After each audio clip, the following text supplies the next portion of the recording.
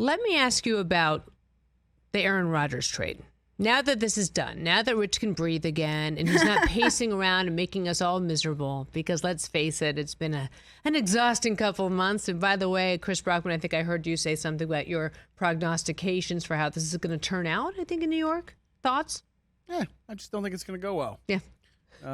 He didn't play that great last year. He's going to be 40 this season. And in the history of the NFL, like I said yesterday, there's only been 2 players who have had great seasons over the age of 40.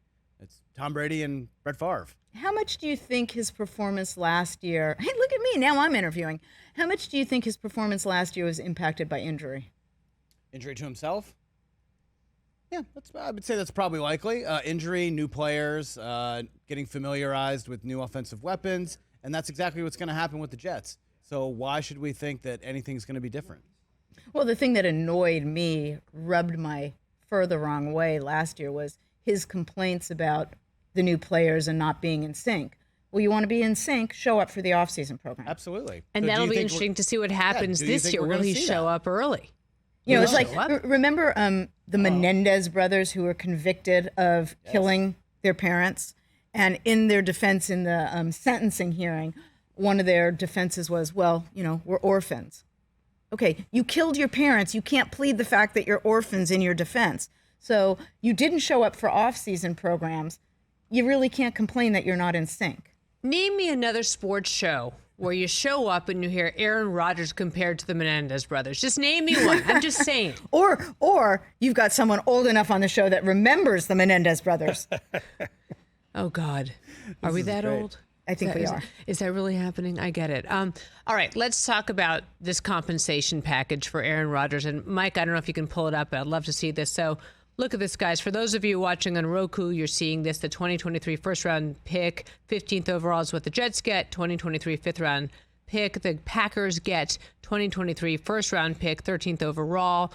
The 2023 second-round pick, 42nd overall, 2023 sixth-round pick, and the 2024 conditional second-round pick could be the first-round pick if Aaron Rodgers plays 65% of the snaps this season. That's for all of you out there listening to the show on radio or podcasting or whatever you're doing.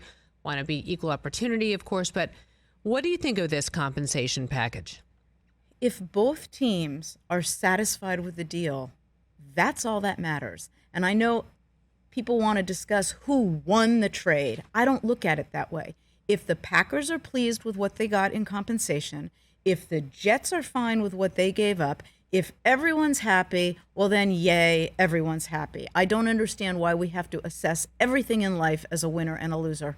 Also because we want competition in the league.